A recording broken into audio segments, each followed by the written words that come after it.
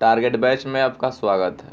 यह पद है जो तुलसीदास लिखे हैं और कविता में यह तीसरा चैप्टर है। पहला प्रश्न है कि तुलसीदास का जन्म कब हुआ था। तो बोलेंगे 1543 ईस्वी में इनका जन्म हुआ था और 1623 ईस्वी में अस्सी घाट में इनकी मृत्यु हुई थी। इनका पूरा नाम राम बोला है और इनके गुरु नर हरिदास हैं। ध्यान दीजिएगा कि यह दीक्षा गुरु हैं। यदि पूछ देगा कि शिक्षा गुरु कौन थे तो बोलेंगे शेष सनातन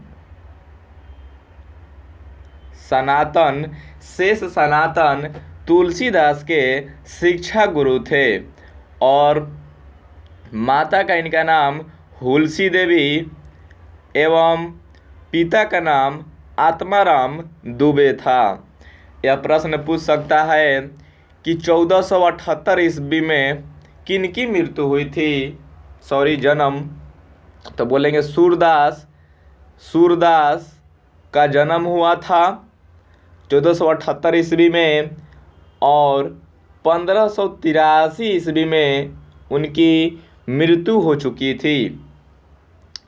दूसरा प्रश्न है कि तुलसीदास किस शाखा के कवि हैं। यह फोटो के माध्यम से स्पष्ट है कि राम मार्गी होगा। मार्गी में यह ऐसा वाला मार्गी होगा।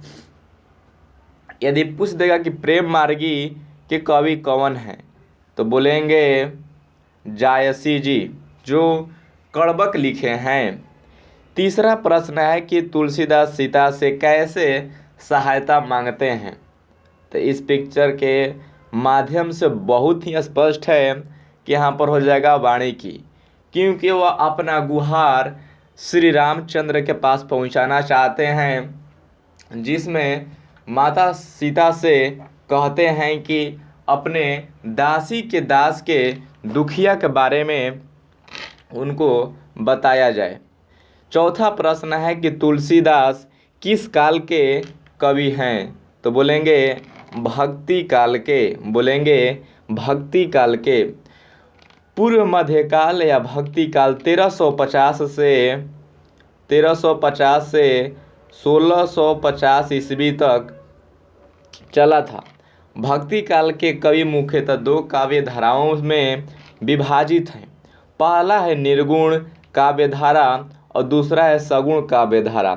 निर्गुण काव्य धारा को समझिए कि जब हमें पूजा पाठ अर्चना करते हैं तो हमें भगवान से कोई मनोकामना नहीं होता है कि भगवान हमें ऐसा कर दीजिए, लेकिन सगुण भक्ति धारा में ऐसा होता है कि वो अपने भगवान के प्रति जब पूजा पाठ अर्चना आदि करते हैं तो भगवान से कुछ मनोकामना मांगते हैं, भगवान से कुछ आशा रखते हैं। उसमें भी जब राम भक्त एक कृष्ण भक्ति आएगा, कृष्ण भक्ति में ही सूरदास थे और इसमें संत सूफी कवि आते हैं निर्गुण काव्य धारा में।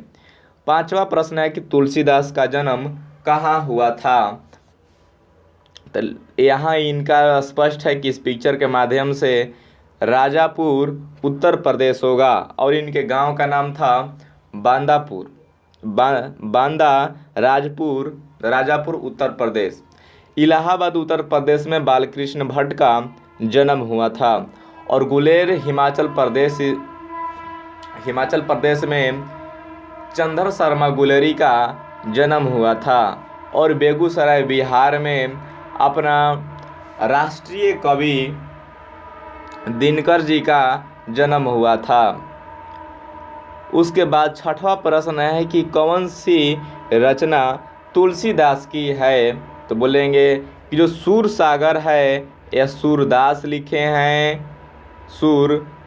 लिखे हैं। विनय पत्रिका तुलसीदास की लिखी हुई है। पद्मावत यह जो है जायसी लिखे हैं। एक बात का ध्यान रखिएगा कि यदि पद्मावत से पद्मावती हो जाएगा तो हो जाएगा आपके बालकृष्ण भट्ट। यदि पद्मावत केवल रहेगा तो यह हो जाएगा आपके जायसी। जायसी। 7वां प्रश्न है कि तुलसीदास ने प्रथम पद में किसकी स्तुति की है? तो वह सीता जी की स्तुति किए हैं। 8वां प्रश्न है कि तुलसीदास के शिक्षा गुरु कौन थे? अभी नहीं बताए हैं। शेष सनातन हो जाएगा। नरहरिदास उनके दीक्षा गुरु थे। उनके दीक्षा गुरु थे। और वल्लभ आचार्य जो हैं वह सूरदास के गुरु थे। बेनी प्रसाद जो भट्ट हैं पेशे से व्यापारी थे और बालकृष्ण भट्ट के पिता थे। बालकृष्ण भट्ट के पिता थे। 9वां प्रश्न है कि तुलसीदास का मूल नाम क्या है? तो बोलेंगे राम बोला तुलसीदास का मूल नाम था। 10वां प्रश्न है कि तुलसी अपना पेट कैसे भरते हैं? तो बोलेंगे कि राम नाम से अपना पेट भरते थे। और यहीं पर हमारा प्रश्न समाप्त होता है। Thanks for watching.